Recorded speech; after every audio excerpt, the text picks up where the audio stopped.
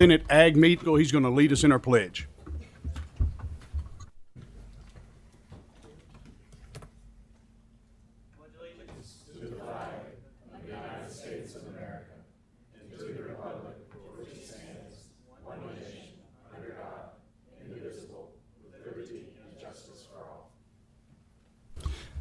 Thank you, Jackson. Madam Secretary, please call the roll.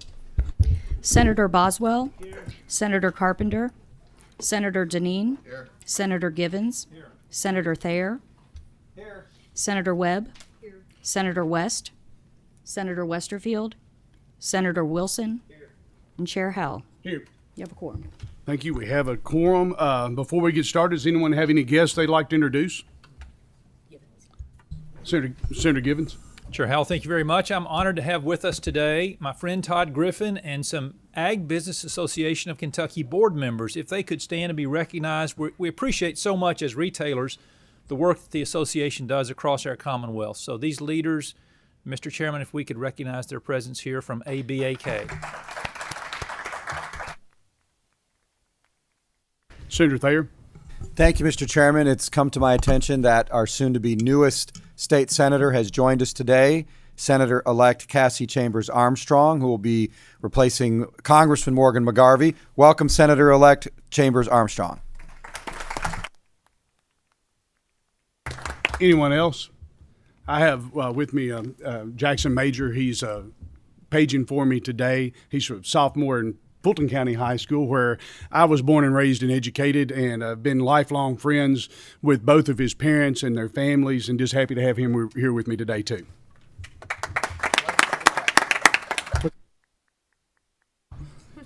So, first bill we have on with Senator Higdon, if you'll come up, is Senate Bill 92, an act relating to animals and making an appropriation thereof. We do have a committee sub. There's been a motion by Senator Thayer and a second by Senator Wilson. Please vote by voice vote. All those in favor, please say aye. Aye. All opposed, nay. Motion carries. We have the bill before you as amended by the committee sub. And before you start, there is a local mandate on this. It was no real impact, but any member that wants to see it, we can provide a copy of it through staff to see me afterwards. Senator Higdon, the floor is yours. Thank you, Mr. Chairman, members of the committee. This is a dog bill. Usually gets some chuckles when we talk about that in the Senate. As Senator Webb will remember, when we were in the House and had a dog bill, you could hear these little barking sounds in the background. But we don't do that in the Senate. We don't do that in the Senate. Back years ago when I was a retailer, there was very strict rules that the health department put out to prevent animals from coming into food service places, restaurants, and grocery stores. Over the years, that's kind of eroded with these emotional support animals that folks have, and they're not service animals. They're just self-described emotional support animals. This bill, if you look at the majority of this bill, is a repeat of the ADA, Americans with Disability Act. The first page, when it describes on page 4, when it describes an assistance dog, that's an ADA definition. The main part of this bill is on page 4, paragraph B. Emotional support animal means a companion animal that may provide support to alleviate the symptoms and effects of a person's disability, but the animal has not been individually trained to do the work or perform tasks of a person with a disability and not considered a service animal under the American with Disabilities Act. That's the main part of this bill. It goes over to on page 5. All that is ADA, just printed right out of the ADA, Americans with Disability Act. Page 6, the same thing. Page 7, all that is Americans with Disability Act. When you come down to on page 7, at the bottom on 2 at the bottom under 16, it shall be unlawful for any person to misrepresent a dog or assistance dog as part of a request for an accommodation under Section 2 of this Act. And there's some pretty healthy fines for doing that. And then on page 8, 2 and 3, that's also new language in the bill. And misrepresentation of a dog as an assistance dog to gain accommodations under Section 2, under paragraph 2 of Section 3 of this Act is a violation with a fine up to $1,000.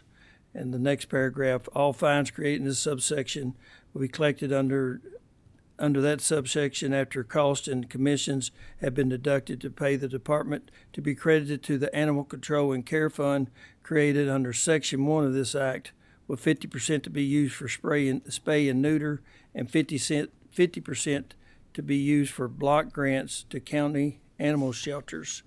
$1,000 seems like a large fine, but we passed legislation a few years ago for tenants and landlords that about this very item, emotional support animals, and that's the fine in that bill for misrepresenting an emotional support animal as a service animal.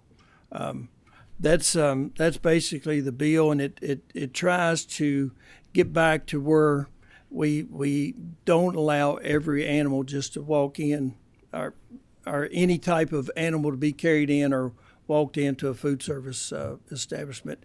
It also allows in the ADA, you can put up signs that says that, it's a no animal, or to resist certain animals from entering. Thank you, Senator. Does anyone have any questions on this? Senator Wilson? Thank you, Mr. Chairman. And Senator Higdon, thank you for the bill. I just wanted to ask you a question. If a person that operates a business decides they will allow those animals, would they be in violation of law, or could they? Right now, it seems to be no restrictions on what animals are brought into food service establishments. It's pretty much wide open now. The health department's not regulating that. The ADA covers. There's a very liberal interpretation of the Americans with Disability Act that any animal can be considered a service animal, and so there's no restrictions that I'm aware of. So if we pass this bill and I operate a business that's food service and I want to allow people to bring their dog, whether they're a service animal or not, do I still have the ability to do that? Under the current Kentucky law and the health department's not enforcing any of those regulations, yes. Okay. Thank you. And Senator Higdon, I just have a follow-up to that. If we pass this law, would that change the allowance to where the business owner here would have the discretion to enforce this or not? Does it just give the business owner the tools to do this if they choose to? In the bill, it says they can put up a sign that bans these animals. But it's not mandated that they do not it. It just mandated gives that them they- the control of their own business. Right. Thank you. Senator Thayer, I believe you had a question. Thank you, Mr. Chairman. Senator Higdon, does this affect restaurants as well? Yes. Good. I'm a dog guy. Love dogs. Had pets my whole life, but I've certainly noticed over the last 10 years, maybe even the last 5 years, just sort of a liberalization of acceptance of where people can take their pets. And I appreciate your approach because I think it diminishes those who truly need a service animal.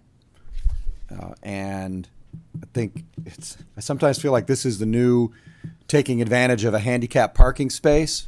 You know, people would have forged handicap parking spaces to get them a closer parking spot to the grocery store.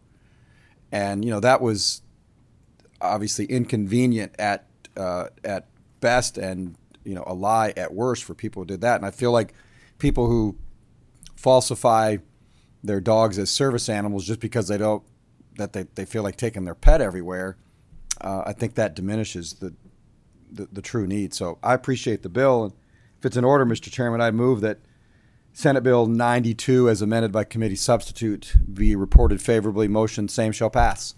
Before we do, I believe we have one more question on this from Senator Givens. We're going to hold the motion for now. Chairman Howell, thanks for the opportunity to ask a question. Senator Higdon, legislation is interesting to me in the way that we move from the way the world was to the way the world will be. And looking at it, I'm intrigued by, if I'm reading it correctly, the word assistance dog is used throughout KRS already.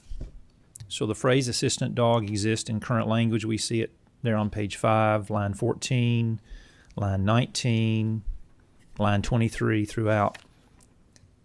I don't think it's been defined until now, though, has it? Was there a blanket understanding of what assistance dog meant prior to you putting a definition here? Where is it?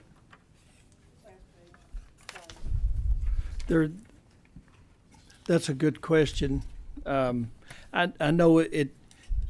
I've worked on this bill for quite a while, and there was a real, I guess, confusion between service animal and service dog. But there is a definition for service dog in this, and to answer your question, I don't know if it's mentioned in statute anywhere else or not. It references 258-500.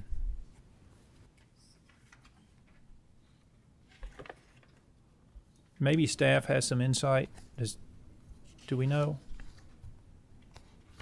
Chairman Howell, could we recognize staff to answer a question? Sure, please do. Put them on the spot here. And while they're going through that, in kind of a partial answer to Senator Givens' question, this will be defined in the Residential Landlord Tenant Act. It's kind of model legislation throughout the country where they discuss about service animals and how to handle that from a landlord standpoint. It's my understanding that these definitions are sprinkled throughout other things, and it's just time to sprinkle them into this arena. And also, I do need to answer Senator Wilson's question about health department regulations. I need to check on that, so I probably have a little more work to do on this before we present it on the Senate floor.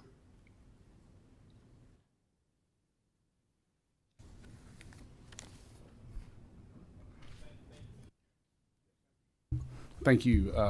Senator Deneen? Senator Higdon, this bill really simply adds some clarification, if I'm correct, That's correct. on what is already in place. It's not taking away anyone's assistance dogs, or it just clearly defines what those are in comparison to service animals. And current folks that want to go through that application process may still do so, as is current law. This just simply clearly defines what those are and where they are permitted. That's correct. And the ADA has been in existence for many years, and the assistant dogs and the qualifications for that are all spelled out very clearly. And this one, it just says that the emotional support animals are not service animals, and they're not covered under the Americans with Disability Act. Thank you for that clarification. Anyone else have any questions? I just want to address one thing on this. Kind of like I mentioned a while ago with the Residential Landlord Tenant Act, it gives a good framework for landlords to be able to enforce situations with animals where there is a legitimate need and a documented need and not. I have friends and family that use service animals for physical health reasons and for mental health reasons, and they're all too happy to have their paperwork with them and explain anything they need for this. And bills like this, something that gets lost in the shuffle is that bills like this protect the people that truly need it from the people who are just trying to push the envelope on things. Some of my friends have come under some verbal attack at times because everything gets painted under the same brush, and they just think they're bringing their dog into a place because they don't want to leave their dog at home when in fact they have a legitimate medical reason to do so. And I appreciate you bringing this bill to protect them from that type of thing as well. We have a motion on the floor by Leader Thayer. Do we have a second? Second by Senator Boswell. Madam Secretary, please call the roll. Senator Boswell, Senator Carpenter, Senator Deneen. Senator Givens. Senator Thayer. Senator Webb. I'm gonna pass at this time, and I like seeing dogs have jobs. I like seeing people have dogs, and I'm gonna take a little more time to anticipate the potential impact of whether or not people might be forced to surrender their dogs in a landlord-tenant situation or anything of that nature. I just want to be sure. I think we have laws in place. I mean, I'm a landlord, but we have laws in place to protect that now. But I'm going to look at it. I reserve the right to change my vote. But I'm going to pass now. Senator West. Senator Westerfield. Senator Wilson. Chair Howell. Aye. Senate Bill 92, as amended by the committee sub, passes. It is not eligible for consent, and it'll move to the floor for further consideration. Thank you, Senator Higdon. What's that? Yeah, you voted yes. Leaders there's always on top of things. Next up, Senator Higdon staying in, and as the Sultan of Solid Waste, I think you're the perfect person to bring this before us. But we have Senate Bill 213. If the people that will come, hey, you knew it was coming. I have the microphone first, so I get first mover advantage here. But will you introduce your guest? And then I believe we do have a committee sub for this. We have a motion to adopt the committee sub. Motion on the sub. Motion by Leader Thayer. Is there a second? Second by Senator Deneen. All in favor, please vote aye. Aye. All opposed, nay. The committee sub is adopted. Senator Higdon, introduce your guests and proceed. I have with me Rusty Crass. Usually when I present a bill, I try to do it alone. This could be a deep subject.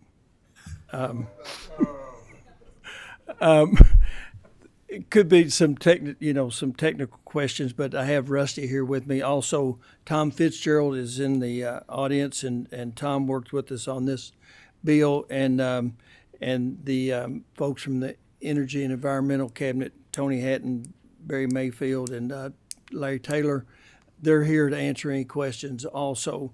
But this bill came to me. I have several of the cities in my district that have had problems getting permits to get rid of their sludge that is collected at the sewer disposal plants, and so they've had trouble getting those permits. So this is an attempt to make sure that the permits are considered on a timely basis, and to bring into effect to start the 40 CFR Part 503 of the federal law.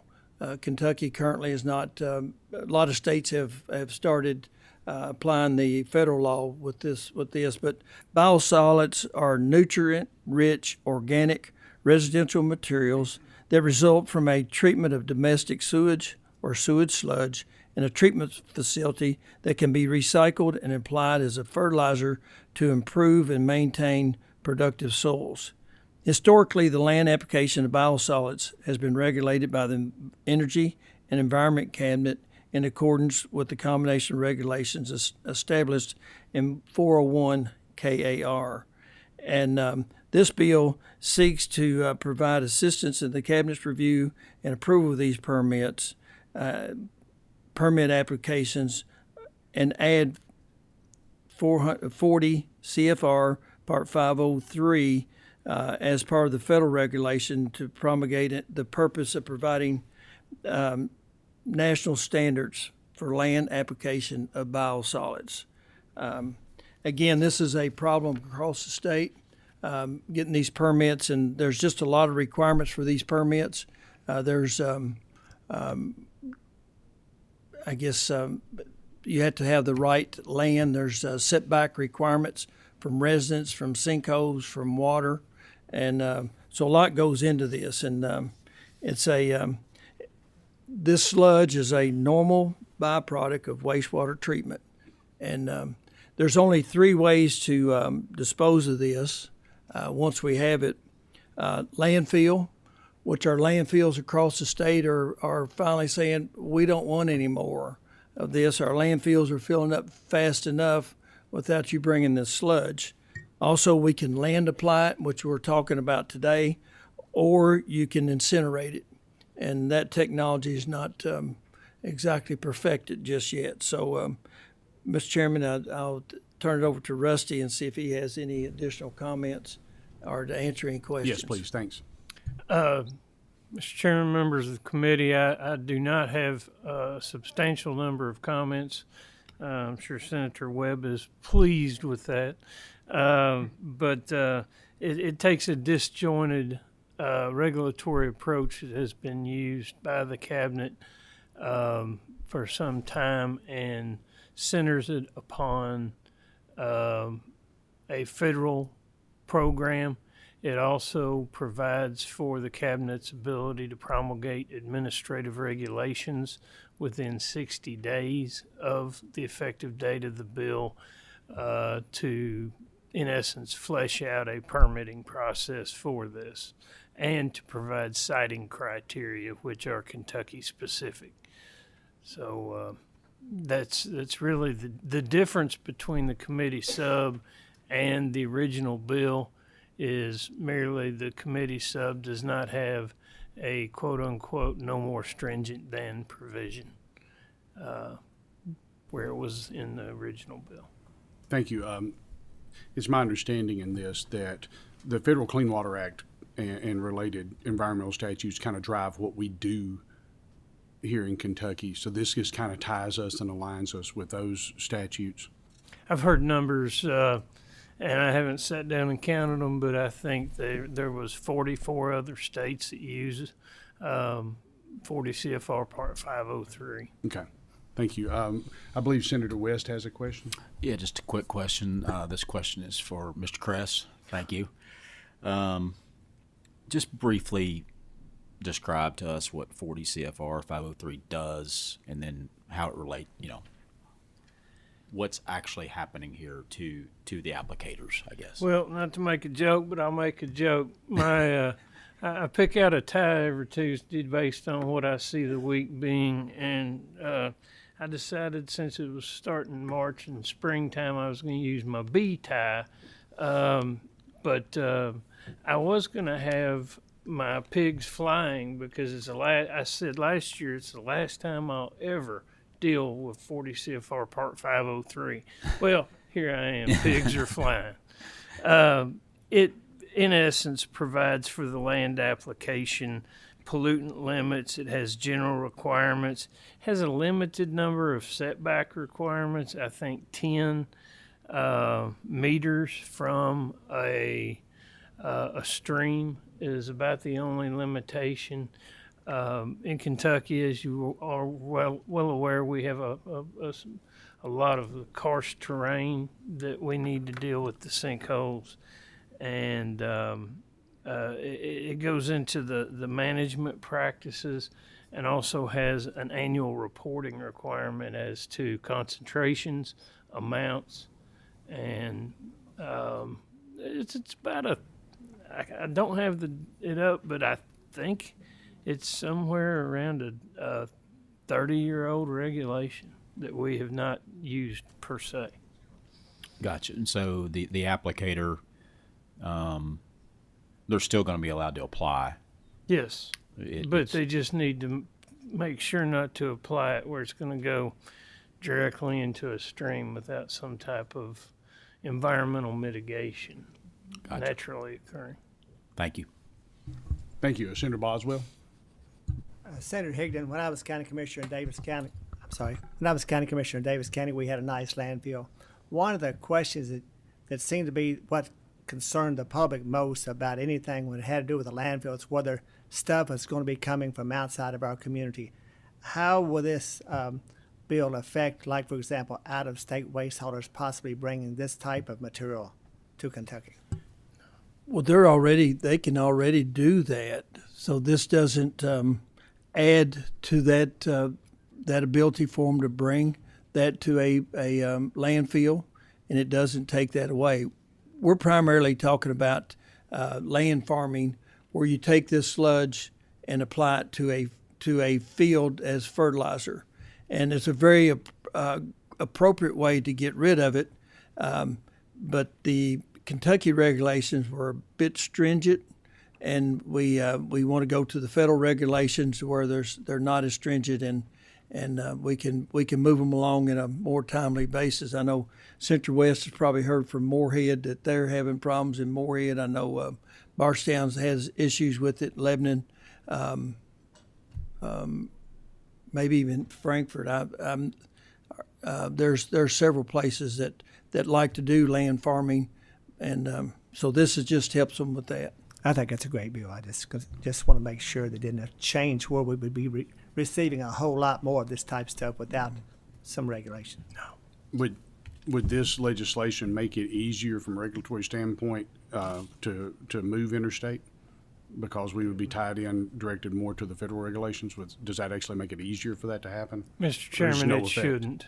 It shouldn't have an impact on One way or the other? source, unless you're right on the border. But it's really who the farmer would be contracting with.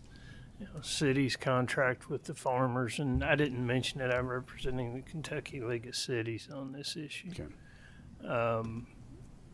So no. Okay. Thank you. Senator Webb, I believe you have a question. Yeah, I think the issue needs some clarity and uniformity. But just the old environmental prosecutor in me comes back every now and then. I just want to make sure Natural Resources and Tom don't have any concerns about what we're doing. Please introduce yourself and go ahead and Absolutely. proceed to answer the question. Tom Fitzgerald, formerly director of the Kentucky Resources Council. Senator Thayer's going, didn't we say goodbye to you last session? It's good to see. It's good to see you. I was going to say that Senator Higdon should be the saint of sludge, because he has really been doing yeoman's work trying to get a balance, and we're trying to hit the sweet spot where you are not making it difficult for cities to have the waste land applied, but you also want to protect the farmers, because there are a lot of nutrients that are very beneficial in biosolids, which are sewage, municipal treatment plant sludge, but there are also chemicals that come from industrial wastewaters that can be of concern depending on the concentration. So we want to make sure that in addition to the 503 standards, which are self-certifying, everyone has to comply with them if they fall within that category. And there's nothing more we need to do. Those are already requirements for the cities. We're trying to better consolidate what we believe is necessary to protect the groundwater and surface water in this state, and to assure that over-application doesn't occur so that farmers don't end up with contaminated land. Because there are some emerging contaminants of concern, PFAS among them, that we want to try to anticipate so we don't end up spreading waste today that end up as a Superfund site tomorrow. So we're trying to hit that balance. This allows that conversation to continue. It looks to the 503 standards and to augment them as necessary to protect Kentucky's farmers and also protect Kentucky's environment. So I appreciate your question, and I appreciate very much the senator being willing to stay with this issue and to try to balance all the different perspectives in a way that's responsible. Yeah, I think it's fair to acknowledge that there's been a lot of work put in on this. Senator Higdon certainly has, and talked with a lot of stakeholders, and that's the way we turn out a good product. But I've done a lot of work on water issues during my tenure here, and I just think it's relevant to note that we've got everybody at the table nodding in agreement. So Thank you, Mr. Chairman. Thank you. Thank you. Thank you, Mr. Chairman. One question I had. How is this applied? Is this injected, or is this surface application? How is this applied? You have both. You have surface application. You have injection that occurs, and it depends on the terrain. It depends on the type of soil. It depends on the type of use for that farmland. No different than we have as producers on we have certain limitations on where we apply fertilizer and chemicals to begin with. Yeah. And does this kind of dovetail with that? Yes. Okay. Yeah. You know, the difference being with as you know, the cost of fertilizer, this can be very, Sure. very beneficial. You know, farmers look at it and say, you can't beat the price when somebody's giving you the waste, right? But you want to make sure that those farmers are fully aware of the fact that there are some things that don't have any agronomic value that may be in this waste. So, Anyone else have any questions on this? Thank you. Since there are no questions on it, do we have a motion? Motion by Senator Webb. Do we have a second? Second by Leader Thayer. Madam Secretary, please call the roll. Senator Boswell. Senator Carpenter. Senator Deneen. Senator Givens. Senator Thayer. Senator Webb. Senator West. Senator Westerfield. Senator Wilson. Chair Howell. It's a unanimous passage. Senator Higdon, thank you for staying with this. I know that you have felt like you're neck deep in this at times, but it has passed unanimously. Is there the Senate Bill 213 as amended by the committee sub? Is there a motion for? Senator Thayer gets jealous when he doesn't have the microphone to do all of his bad jokes and somebody else does. There's been a motion by Leader Thayer. Was a second? Second by Senator Webb. All in favor, please signify by saying aye. Aye. Opposed? So this will go on the consent calendar. In all seriousness, thank you for your time on this. Appreciate it. Thank you, Mr. Chairman, members of the committee. And nowhere in here does it say that I'm the saint of sludge. Just wanted you to know that. That's I think you're more Sultan than Saint. Does anyone else have any issues to come before us today? Senator West was held up in another committee and just came in late. Do you wish to register a vote on Senate Bill 92? Mr. Chairman, vote aye. Okay, thank you. Anyone else have anything before the committee? If not, we're adjourned. Thank you. We're on the way.